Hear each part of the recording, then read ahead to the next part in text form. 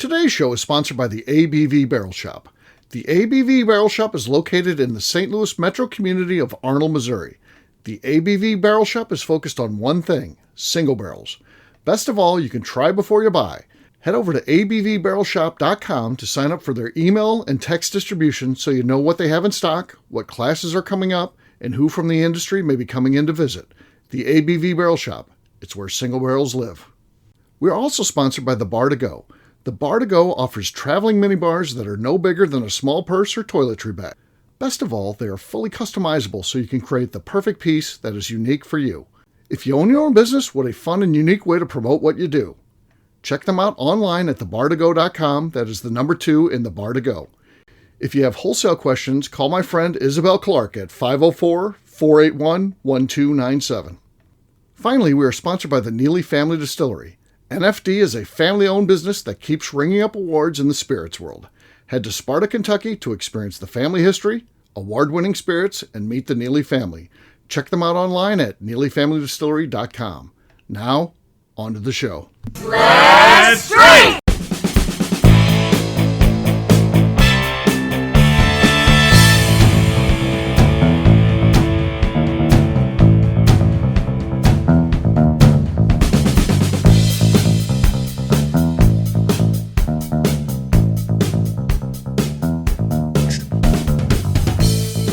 Welcome to the Bourbon Daily, the podcast about everything bourbon delivered to you every day of the week. Today on the show, we discuss a load of Maker's Mark that just disappeared. My name is McNew. Please join me in welcoming my co-host, Steve Igley, along with our special guests, Tim Swaya, Lenny Eckstein, and Matt Modica. Hey, gang, what's up? What's happening there? Hey-oh, I didn't know she knew Matt, because Matt just literally came in at the bell there. He just popped in. I thought she was looking down reading the script. I didn't think she knew Matt was there. I thought it was going to be a fun surprise. But I thought. yeah, okay. We were having some fun waiting for some folks. Lenny had to reboot. He had problems with his connection and stuff. And Swyatt was late. We were waiting for him. And then we got a map tap text thing going. So now we're sharing daily scores. So Matt, hopefully you got looped in on that. I don't know whether you did or not. And I don't know can other people add people, or is it just you, Tim, since you sent it out? No, I'm not sure. I think anybody can add anybody on that. Okay. If Matt's not on there, it needs to be shared. Because, yeah, and Wayne needs to be in there. Oh, Becca just leaned in now. Yeah, Miss Becca Sue just texted in, so she's in. So that'll be fun to see who joins us in the daily thing. And I want to watch then, like I said, I just assume if someone has a higher score than me that they're cheating. So that's. I feel like I should be the benchmark. Anybody below me is an inferior player to me. Anybody above me has cheated that day. That's in my mind. That's how it works. What do you think? That's how it goes. Yes. This is like one Big Daddy where it's like, what's the name of the game? I would. You're that little kid. Yeah. Yeah, that's how I feel about this. So. Name of the game, you lose. Right. Right. So should be fun. We're talking about a bunch of Maker's Mark just walking away, like literally on this one. So that's what's pretty wild about that. Lenny is switching over, I think. Two Lennys. We have two Lennys now. Look at the other one though. He's just frozen in time. Frozen in time. He almost looks AI. That looks like, even though it's a real picture, that looks like AI Lenny. I think we're all AI. That could be. Maybe we all died and this is all just AI. So, all fake. Nothing's. Yeah. Well, I'm glad they're carrying on. I'm glad AI's carrying on the Bourbon Daily, even in my absence here. So that's nice. That really says something, Steve. It does. It does. Yeah. It's an important part of American culture. So yeah, he's like, we got to continue this. So Tim, you were the one that said you had something to talk about, right? Yes, I do. Okay. So went into some unfortunate stores that have now gone all self-checkout. So Michael's is now all self-checkout. Walmart's now going back to less small self-checkout because they've realized that 69% of the self-checkout orders resulted in theft. Similar short of theft. Are you a self-checkout person still, or are you a go to the counter and try to find somebody to check your stuff out if you're going to the store? Every time I love self-checkout. I love it because I like to bag my things in a certain way. I know at a grocery store they have to be like frozen, meat, whatever. They have to do it in a certain way legally. I don't like that. I like my stuff legally. Like, legally. I mean, like someone's going to get arrested if they put cleaning supplies with your ice cream. Someone's going to jail. That's a misdemeanor. We do have rules. I don't know cool. But they I think they're more guidelines than rules. Okay, whatever. We should call Katie and find out. Right. Get a ruling here. Per floor of my house. Like if it's coming to an upstairs bathroom or my bedroom, I throw all that shit into one bag. I don't care what it is. If it's going in a freezer, all in the bag. If it's going in the fridge, bag. If it's dog stuff, same bag. I do it by room. And they don't know what my house looks like. They can't do that for me. I want to do it myself. So it's more bring in. Right. Okay. I don't want to sort shit out on my counter when I get home. I want to take every bag to its specific room. I love a self-checkout. Bag by room. Bag by room. Yes. By McNew. According to Life According to McNew. I like it. I think it's so convenient. That's very organized and considerate, thoughtful. I don't know. That's interesting. That is interesting. Like most things involving McNeil are interesting. Yeah. I can't believe other people don't do that. It just makes the most sense. It's easier when you get home. You know where every bag goes. You're not carrying random shit up and down. I agree with you on an organization of by type to make sure it's easier to unpack and move forward going from there. Oh. McNew, out of curiosity,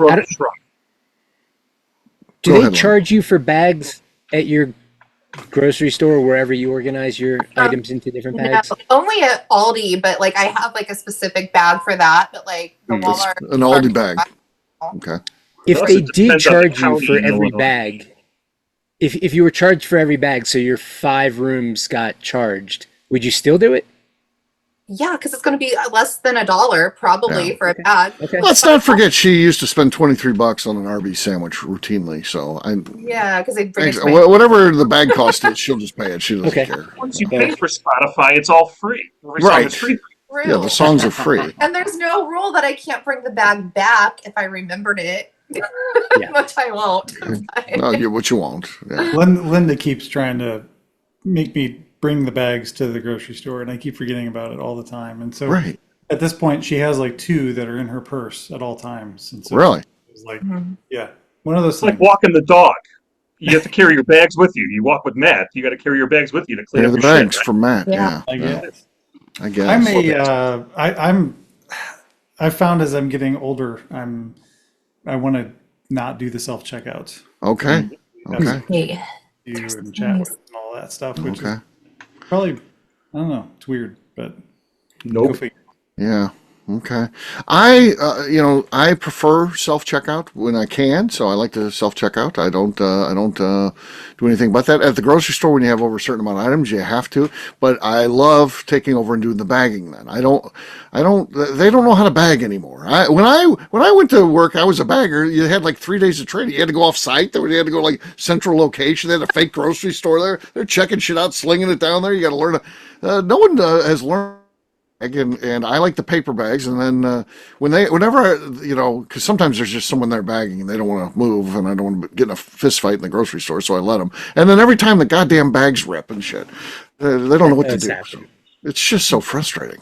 When I do it, it's perfect. It's perfect. If one of mine ever rips, the warden knows that I've been there so long. She always blames it on the bags. She's always, these bags are getting cheaper and cheaper, so she knows. Yeah, she even knows I'm such a good bagger. If one would ever rip, she doesn't blame it on me. Even it's the cheapness of the bags. Clearly. So, how about you, Lenny? I don't know if you go to stores or you raise said things in the something backyard. Yeah, well, you were just talking about like there's a certain limit, and right. At the grocery stores near me, they don't, like call out the limit. So I guess the quick answer to the question is I typically prefer self-checkout because I get very few items. I go to the grocery store frequently, almost every day, just to get what I need for the day. Yeah. I like to go through self-checkout. I pride myself on being incredibly quick, pretty good at bagging, but just like in there, I punch my number in, I get the fuck out. I get incredibly annoyed by many things at the grocery store. That would include the people at my grocery store that roll up to the self-checkout with a huge cart full of items. The people who are technology deficient and can't figure out how to enter in like an item code. Right. Sorry, get in line with a person. What about the people that have a bunch of things that they don't know what the fuck they're like, a bunch of produce? Because then, because you got to know the codes and all that shit, or alcohol, or they got to check your ID. Stupid fucking sticker. There's always a sticker that's like banana, what, 401. Right. You know what Not banana is. necessarily. Not Just a few necessarily hours on ago, everything. I grabbed an avocado and I threw it back in the pile because it didn't have a sticker, and I was annoyed that I had to find a different, not rock hard avocado that did have a Okay. sticker. Okay. So I'm all about self checkout. I would go a step further though. I want to see no checkout. Like, I mean, certainly we're getting close to. They've got that at Schnucks. Do You they? put it in the cart and it Yeah. knows what you put in there and it charges. Yeah. I mean, There was yeah. a- there so was they've a- got it already. Well, They've got it damn. One already. more great thing about St. Louis. I need that. That's Yeah. awesome. There was a convenience store gas station that was right next to my house. They switched to that. They actually had like all these shelves that they outfitted that were all special and newfangled. And it's like the little mini bars in hotels. Like as soon as you take something out, Yes. Right. it kind of- That's what I want. Yeah. and you I just do pull it like and walk that. out. But like, what if I'm like halfway through and I'm like, I don't want this anymore? Just put it back. Technology will catch up to you, What's Smith, happening? I'm sure. Yeah, that's not gonna go well for your credit card. Sam's Club has started that now, where they've removed the completely checkouts, and it's all generated. They know exactly what you have in your cart, and you can walk right out. Yep. They Yeah. give you a that- green we light or a need red more light, of you walk out now. And I'm not a Sam's Club fan, but that sounds like an episode of, like right out of Wall-E. The Yeah, that one's. I can't- big and large store, or whatever. That just screams utopian crap for me. I mean, Yeah. I'll take it over the, person in front of me the other day who not only was writing a check but couldn't seem to figure out how to write their check, and I just stood there staring at him. Who still writes checks? People in front of me at the grocery store elderly, all the damn time. Yeah. And then I get mad. Like, so I am a self-checkout fan. That is for solo shoppers. You do not need to bring your whole damn family to stand in the way of these little units. Like, why did you bring 7 kids and your husband? He couldn't stay home with them, or you couldn't send him and stay home with them? Why is the whole damn family coming? They piss me off more than anything. Like, they serve no purpose. They're just taking up space. Well, they want to get their own stuff. If you don't pick out your own stuff, you don't get it. Like when I was a kid, I would go grocery shopping with my mom because then I could pick out the things I liked. My sister never goes; Yeah. she'd just be left at home, and she never got dick, and That's she's all nonsense. pissed. Why does he get this stuff? Yeah, well, I 'Cause go, he Yeah, went. McNew, you've never said something more true than what you just said. I couldn't agree more. They irritate me because I'm like, my mom, like, she didn't have any patience for us. She's like, what do you want? We would give her our list. She would get the list. We didn't have to go take up space being brats in public. We stayed home with our dad. It was fine. Your family sounds awesome. When I go shopping with the general, I purposely act up so I can get sent to the car. Like, Really? please send That's me to awesome. the car. send you to the We'll car. sit up there. I'll take a nap. It's like the supervised husbands at Target. You see those stupid skits episodes floating around where they end up grilling with each other, all sitting out there for hours at Target while their wives are walking through. They set the kids up in the minivan. They bring the cars together. Yeah. One time when I was a kid, I acted up at the hardware store with my dad, and he kicked me out. So he kicked me out of the hardware store, and it was the summertime, and it was hot as blazing. But he gave me the keys and said, "Go sit in the car." I'm sweating like crazy. The pores just open up. I mean, it's like it's showering in the car there. I'm sweating so much. So I get out of there. I go back in the store, and then my dad's like, "What the fuck are you doing with it? Why is your hair all wet? What did you do?" And I'm like, "That's sweat. I was in the car. It's Why's your hot." beard all wet? He was like, "Why is your beard all wet?" So I got in trouble again, and I didn't even do anything. I was like, I felt I was going to die in there. So I went back in the hardware store. My dad yelled at me again. I got in trouble twice for the same incident. That's double Guilty. indemnity. You're right. Yeah, You were almost a child on the news. exactly. I got out of there just in time, I feel. So yeah. I was about ready to slip into unconsciousness. So, Yeah. Tim, how about you? You hate the self checkout, right? I hate the self checkout. I'm a huge fan of online ordering, pick up yourself, walk out that way, but the self checkout is just an absolute train wreck. And if they are not going to give me a discount to bag my own stuff and check out my own stuff and scan my own stuff, it's not worth the risk of having a warrant for me because I'm one of 5 people around a timeline that something was stolen.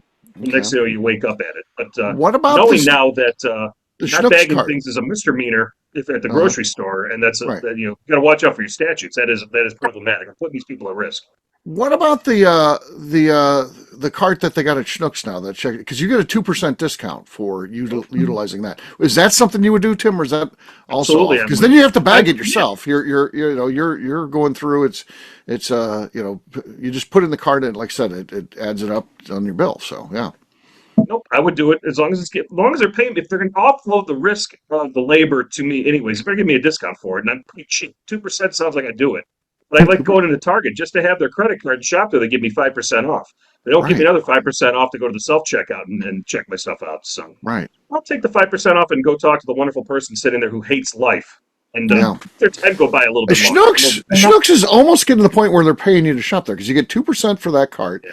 I do upside, and I get 8% at Schnucks for that. So that now we're at 10% off, and then I'm in their club, which equates to 1% cash back. So I get that 1%. I let it add up till the end of the year. Then I use it. Then I use my credit card, which has 2% cash back. And then Schnucks also just started these challenges, monthly challenges. So if you buy $50 worth of produce, you get $15 back. And this is during the entire month. Or if you buy $100 worth of meat, you get $25 back. So then you start adding that in there. That's got to be worth another couple percent. We're getting to the point where Schnucks is literally you need to go there. Huh? No, I'm all about combining all that. I still coupon where I can if they allow me to, because that's all gone by the wayside. Right. Coupons. Sunday papers are nothing anymore. Nobody orders a Sunday paper anymore, but. Do they still use? I don't get a newspaper. Do they have those coupons in there like they used to? Not anymore. No. I check it every now and then, usually around holidays, right around Thanksgiving, they'll put something in there. But even still, there's nothing in there because nobody's looking at them anymore because nobody uses them. So why print them? Right. Except for, so you got to find other ways to save some money. Yeah. I'll pinch any penny on this stuff. But the self-checkout stuff bothers me because you're right, McNeil. You bring everybody in your family in there. They're all sitting there. And it's it's supposed to be get in, get out. Right. 10 items, 15 items or less. I miss those aisles too. I love to verbally abuse the people who don't have their 10 or 15 items. It's 12 items. Shouldn't be here. McNew, would I be at risk if I was self-bagging? If I put bathroom cleaner and ice cream in the same bag, would I be at risk of being arrested or getting a citation? Even if I'm self-bagging, or is that just the employees that are you've been to bagging school, Steve. They literally teach you to not do that. Well, I'm just saying, because you said it's against the law in Indiana. I'm just wondering, how far down does this go? Anybody? I don't know that it's against the law. I just think it's not. I want it to be. I want it to be against the law in Indiana. And like, sir, who bagged this? I was like the clerk, and they're like, okay, they put the cuffs on the. They track them down. Right. But they're so annoying about it. Where if you only have one cleaning product, it gets a bag by itself. No, throw it in there with the fucking dog food. Some plastic. The dogs don't care. They're not going to die. It's fine. Fair enough. On that note, guess what, gang? It's time to drink. What is everyone drinking? Let's start with Matt. Matt, last one to roll in. We'll start it with you. Choices. I'm going to do Baker 7. Very nice. Okay, solid. Could be enough. We'll see how it goes. See how the field's playing here. We'll let Lenny go next. I'm finally caving, and I'm going to open this Maker's Mark Party Horse bottle. The one that was chewed on by a pack rat. You can see all the... Oh, yeah, look at that. Fucking pack rat. This wax is a problem. Here we go. Fuck. I'm blaming the pack rat for this one. Hold on. Oh, it was a twist off. I ripped the twist off. Who fucking wax tips a twist off? Oh, he's wrestling with that thing. The wax is flying off. But the effort was solid, though. It was solid, yes. Yeah. So good stuff there, Lenny. All right, who's next? McNeil, what do you got? I just went with some Maker's Mark II, and I know that mine's a screw off. So. Okay. Yep. All right. Tim, you're next. So you're saying I got a chance. I'm going to open up a brand new fresh crack because I may have a chance here with Remus Reserve number 9. Okay. Number 9. Swipe on this. Nothing. Nothing. Heaven Hill Bottle and Bond. I look for some Makers. This is all. I saw a Makers bottle down here. I grabbed it. I was like, yes, I got Makers. Oh, it's empty. Damn it. Well. Damn it. All right. Heaven Hill Bottle and Bond. Let's see what we got here. No, not enough. Matt, you won. All right. Pressing. Yeah, that was a bad win, but you got it. So win's a win. Win's a win. Cheers. Cheers. All right, we'll take a quick break, and then when we come back, we're going to be talking about a bunch of Maker's Mark just walking away. We'll do that in just a few.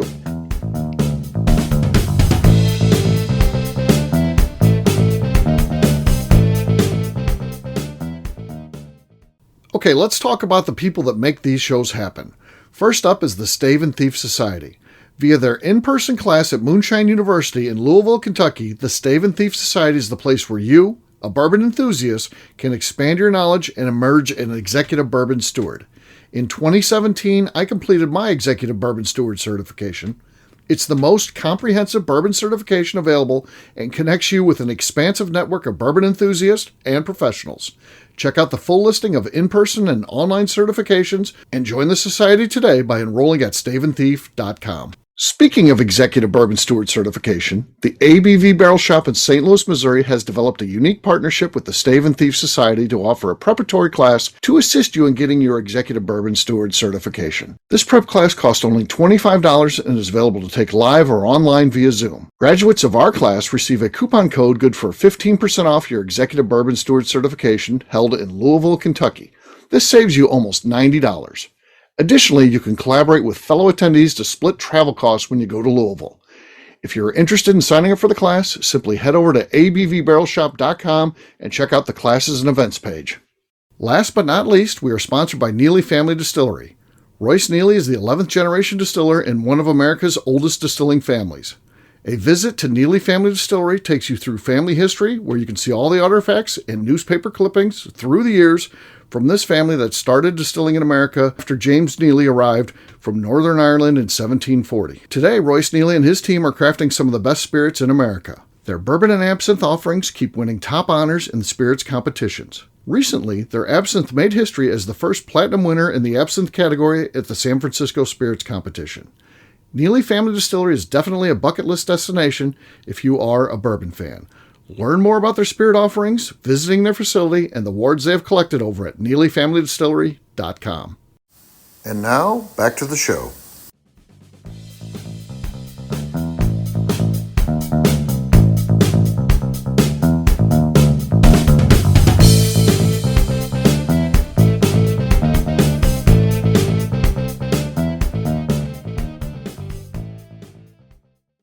Hello, this is Matt Rainey, and you are listening to the Bourbon Daily. One day when I grow up, I'm going to grow a big boy beard, just like Colonel Steve.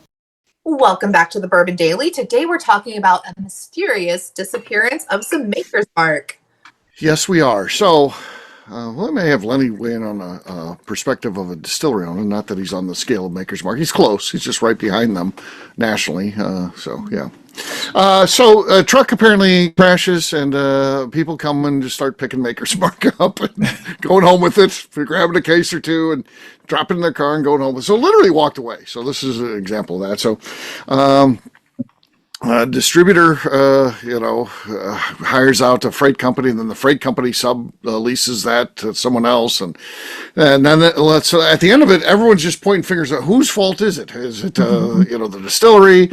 Is it the store that ordered it? Is it these freight companies and tracking them down? It's a whole thing, right? This is just a mess, isn't it? If you guys read that. It is, and it was kind of hard to follow. It's like, we're not responsible. Well, Yeah. I'm sure it was insured multiple ways. Just turn it into somebody's policy and call it a day. Right.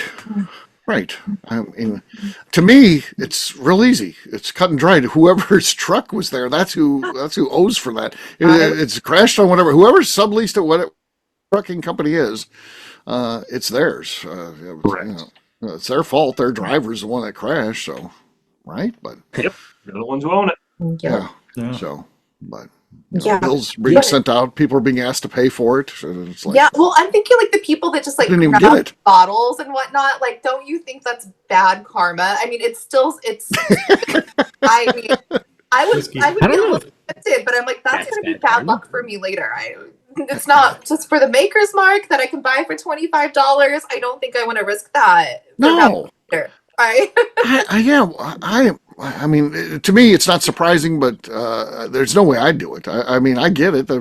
Would you risk? I mean, if considering that there's cameras everywhere, even in a place like on the highway, you never know. There's cameras on the highway and stuff. I wouldn't be stealing cases of Maker's Mark. It's not worth going to jail or getting in trouble or doing any. No way. Would you maybe take one on the spot out of the busted up case and open it and have a drink? It's like, well, it was just sitting Right there on the side of the highway. We're just sitting like, here. This one, the top was loose. I don't think you'd get in trouble for that. Of course, then you're getting ready to jump in the car. They're like, "Oh, you're fine." And then as soon as you jump in the car, officer hits you with the sirens. Have you been drinking today, sir? No. You just told me you were. Ironically, my luck, I get caught at anything bad I do. I get caught. Right. So that's what would happen to me. Yeah. Yeah, I would just totally get caught and messed up and lose my job or whatever. Right. You know. Yeah, there's no even like I said. There's people driving by. They've got cameras on their cars. You know, so this story gets out, and next thing you know, they're like, "Hey, I drove past there," and then they see Matt Monica's loading. You know, he's like, "It's just a case. It's insured. They're not even going to miss it." There he is. You know, no way. I'd be the one getting caught looking for the slam dunk in all the boxes, and then trying to grab that one. What's this guy doing? Anytime something wrecks on the highway big, the news is there, and you don't want to be that person in the background scrambling around with your bottles like a little rat. Like, you don't want that. Right. Yeah. The whole like the wreck part and the bottles everywhere, like that's pretty crazy. But I feel like it's not so crazy that a freight company, scammed the document or misrepresented themselves at knowing that there was a pickup. You know, this just happened to Westward.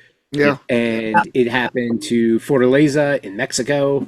And apparently it happens all the damn time. Like, that's a super common scam. And what I got to wonder, like, I don't know if they're going to disclose this, but, maybe they work for a freight broker that just bids it out and a bid goes to a trucking company and they didn't get it. But they're like, hey, this looks like a valuable load. We have all the information. Get on that. Right. It doesn't seem that hard. And I don't do that a lot. Like, I usually use the same trucking company and I see their truck pull up. It's got a logo on it. But, I mean, I would be a little skeptical. That being said, I rarely ship more than a couple pallets, so I don't think I'd be a target for that kind of value. But if you think about it from the perspective of these people looking to steal a truckload of valuable, that makes more sense as to why they would go for, the Westlands, where I'm not saying it's not a hell of a score, but that's not, they probably didn't understand that the value wasn't the easily turned over value they thought it was. Yeah. Whereas Maker's Mark makes more sense. Yeah. Yeah, but doesn't the logistics company have like, what's it called? Like manifests and stuff, and like they know like this is how much I'm supposed to be picking up, and you should be able to validate that when they pick it up, right? In theory, but when they start farming it out, if I assign a freight company, I vetted them out, but then they assign it. Have they gone through that same process that I go through to vet out my freight companies? That's the problem with freight when they sell it off to someone else. That's why you got to work with a good honorable freight company. Otherwise, you never know who's carrying the stuff. So that's where you get into some trouble. What do you think? Mr. Bill and I showing up to Deerhammer with a new trucking company that looks like the logo that Lenny's aware of, and just puts a couple pallets on, and we're running out like be happy as can be. Yeah, somebody would be stoked on a truck full of American single malt. Absolutely. What do you think would have happened? Obviously, so there's a truck crash. Obviously, it's opened up. The truck's opened up enough where people could see it's whiskey, it's Maker's, because they're driving up and taking it. What if if it would have been like, I don't know, Colonel E.H. Taylor small batch, something that the tater heads go crazy for. If someone would have posted that on Facebook, how many cars show up on the highway to go get it? Dude, it would have been bros galore. Stuff from the fucking BMW showing up just in a line. Yeah, you got to think. I mean, I'm not putting down Makers, but it's a different product than something like Colonel H. Taylor. The demand for it, people might have lost their minds. Yeah. And those are the shitty people who are being like, I grabbed a whole case, I'll sell it to you for $300, $500. Right. You can't make a profit on shit that you stole. Like, they're going to be about it. Great point, McNeil. Great point. So, yeah. I got this V-Tech that fell off the truck. Yeah. Well, there you go. So interesting stuff. So yeah. So should It's be amazing. So Yeah. don't tell me there's a bourbon glut because people are going nuts, Yeah. tasting all this stuff and everything like that. Yeah. It's crazy. Feel bad for this driver, whoever this happened to, because he's gonna probably not work for that company anymore. Honestly, he should have just threw a lighter in the back and be like, it just combusted, I don't know what happened. I wouldn't have let that get stolen. I would have just let it on fire. But that would Call make that it an even alcohol better abuse. story. It would have. Arsonist, yeah. Yeah. Yeah. Well, that would have been a twist for sure. Full of Maker's Mark. For sure. All right. On that note, we're going to wrap this one up as we always do by talking about where people can find us. Matt, we'll start with you. Where can people find you? You can find me on my website at sabertoothcyber.com. All right, Tim. You can find me on Instagram at swyguy2112, 2 2s, 2 1s, and on YouTube at our flagship whiskey. All right. Lenny. You can find me and the rest of Deerhammer on social media at Deerhammer, on the web at deerhammer.com, where you can order our bottles shipped straight to your door in most states. You can come visit us in beautiful Buena Vista, Colorado, which Bill Cumberland just did recently. It was awesome. Yeah, I saw him out there. That was nice. Yeah, that was good. That was good. Yeah. McNew. You can find me on Instagram at McNewABV. All right, for me, I'm an easy guy to find at Steve Akeley, Twitter, Instagram, or Facebook. I've got a website, steveakeley.com. We've also got a company website, that thing's abvnetwork.com. Check it out. Everything that we do is out there. Also, come by and see me at the ABV Barrel Shop, that place where you can try before you buy. We're always getting new barrel picks in. We're available online, abvbarrelshop.com. McNew, anything else to say before we get out of here? I'd like to remind the audience to please give us a 5-star review. That includes comments. It helps new people find the show. Very important to us. And if you like what we're doing, we ask that you please visit our Patreon page at patreon.com/ABV Network. All right, great job today, gang. For audience, we'll have a brand new show for you tomorrow. Looking forward to that. Until then, take care, everybody. See ya. Bye. Bye. See you guys. Peace.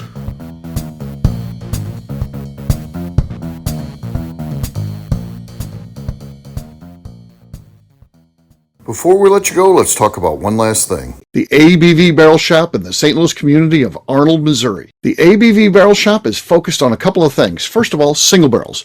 We are the place where single barrels live. We go to distilleries, taste through the whiskey, select the best barrel, and have it shipped to our store where we present it to you, our customers, by allowing you to try before you buy. We're also known for the classes that we have in our education center in the store, as well as the events we have with industry professionals from the bourbon business. If you are in the St. Louis area, please come by and visit us at 6 Fox Valley Center in Arnold, Missouri. Or at a minimum, at least sign up for our email and text distribution so you know exactly what's going on in our shop over at abvbarrelshop.com. This is Steve Akeley, owner of the ABV Network, signing off. We thank you for listening to our programming and truly appreciate your support. The Bourbon Daily is part of the ABV Network. For more information or to become a sponsor, please visit abvnetwork.com. Thanks for listening and cheers. This has been a Steve Akeley production.